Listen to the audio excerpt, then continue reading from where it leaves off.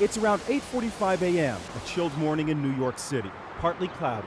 In Boston, American Airlines Flight 11, bound for Los Angeles, has been hijacked. Then a news bulletin. An airplane flying due south has crashed into the upper level of the North Tower of the World Trade Centers, 9:03 a.m. A surreal event unlike anything in the history of the broadcast media. Countless viewers are watching live when suddenly an airplane is seen flying in an easterly direction. The plane swings around the southern end of the Second World Trade Tower and explodes on impact. 9:30 a.m. President Bush at an elementary school in Sarasota, Florida, goes on television live to announce the disaster. Terrorism against our nation will not stand. But even the president doesn't know just what is coming next. At 9:35 a.m., a third hijacked plane crashes into the Pentagon. There is no question now that the United States is under attack by terrorists. In Washington, the Pentagon, the Capitol, and the White House, as well as other government buildings, are evacuated. And Manhattan Island, incredibly, is sealed off. All bridges and tunnels are closed. And then, 9:59 a.m., a scene that will change New York for all time. The South Tower of the World Trade Center collapses. And just a half hour later, at 10:28, the North Tower goes down as well. New York's Twin Towers have disappeared. It has been less than 2 hours since the first attack in New York City. An unimaginable number of people are dead and injured. The southern end of New York City's famous skyline has vanished. Nothing will ever be the same again.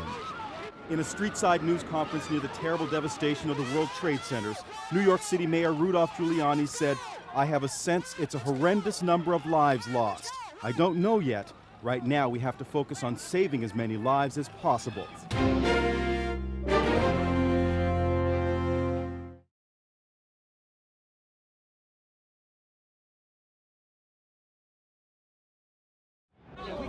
I want you all to know that America today is on bended knee in prayer for the people whose lives were lost here, for the workers who work here, for the families who mourn. This nation stands with the good people of New York City and New Jersey and Connecticut as we mourn the loss of thousands of our citizens. I can hear you.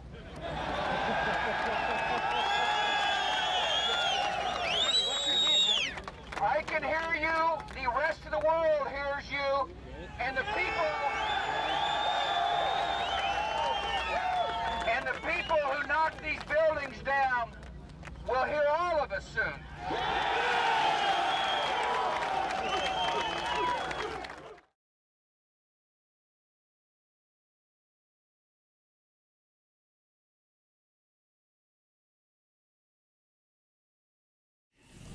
We will not tire, we will not falter, and we will not fail.